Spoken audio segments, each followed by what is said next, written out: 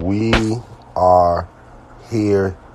Welcome, ladies and gentlemen, to the inaugurational episode of Stop Reaching.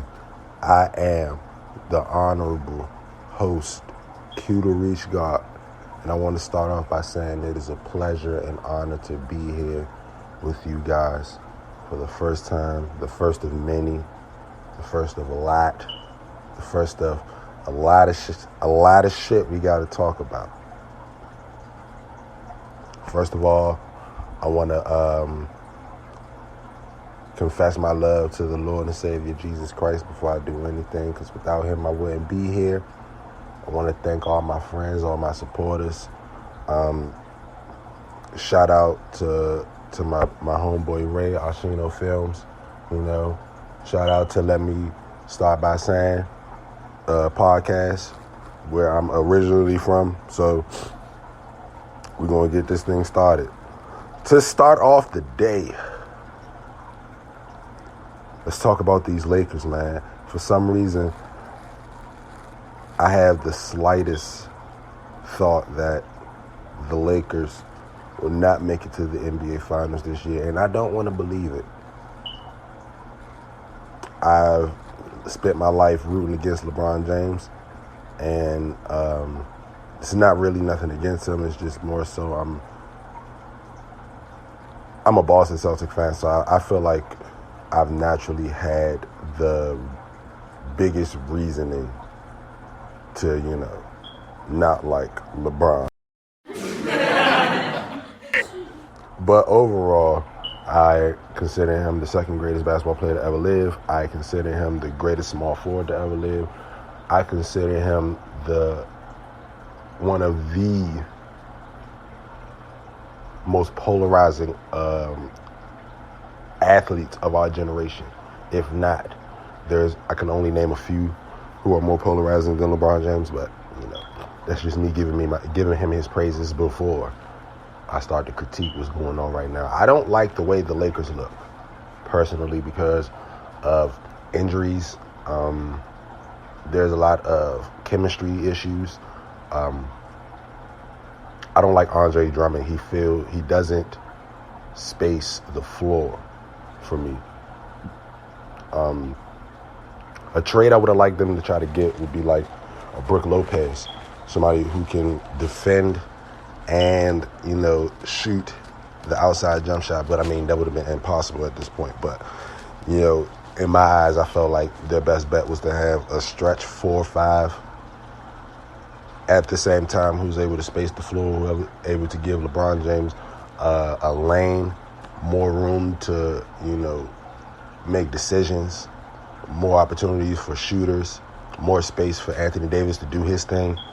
But with Andre Drummond sitting in the lineup, he takes up a lot of space, and it becomes compromising for Anthony Davis, LeBron James, who are bodies who live in the paint naturally, who live inside the paint. I don't want to say necessarily 14 to 10 feet. I want to say about 17 to about 25 feet. They basically live in that area. And when you have a center who doesn't really move, who doesn't really have the threat to work the outside, it becomes very compromising for the athletes who are more versatile, who can move, who can stretch the floor, who need a lot of room to make a move. They don't want to do ISO ball. It's more of a pick and roll type of thing. And that's probably the only time I see Andre Drummond really making an impact is in the pick and roll game, rebounding, and, defensively, I feel like he can be, a great asset to the Lakers. But overall, I think the West is a little more stacked than it was last year. I think there are more comparable teams that can make noise in the West. The Suns, the Jazz, the Mavericks, the Trailblazers, the Clippers. Those are just a couple teams. The Warriors, those are a few teams that I feel like can really make a splash in the Western Conference. And if the Lakers do come out of this one, it would be a road a very difficult road. This will probably be the most difficult test LeBron James ever had to endure. Even with the 73-9 Warriors coming back 3-1, to Steph Curry and the boys, he still comes back. He wins Finals MVP, puts up historic numbers. Even in that sense, this will be the most difficult road LeBron James has ever endured in his life as a professional basketball player. When it comes to getting to the NBA Finals and holding up the ship, I have never seen a road more difficult for LeBron at this point than this year. This is very exciting. I'm very excited. As I told y'all earlier, I'm a natural Boston Celtic fan, but I'm an overall basketball fanatic. So I'm very unbiased when it comes to my picks, when it just comes to my basketball analogies. But speaking of the Celtics, Jaylen Brown going hurt was the worst thing that could happen to us this year. But Evan Fournier coming from Orlando was one of the best things that could have happened, because now he can fill a void. Not necessarily the void Jaylen Brown leaves as he, goes through his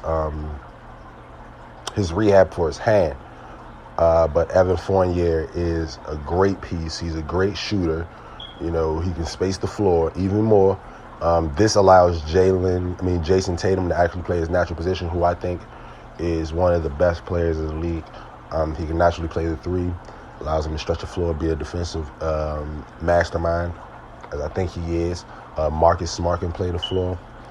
It gives a lot of players more minutes, rotation.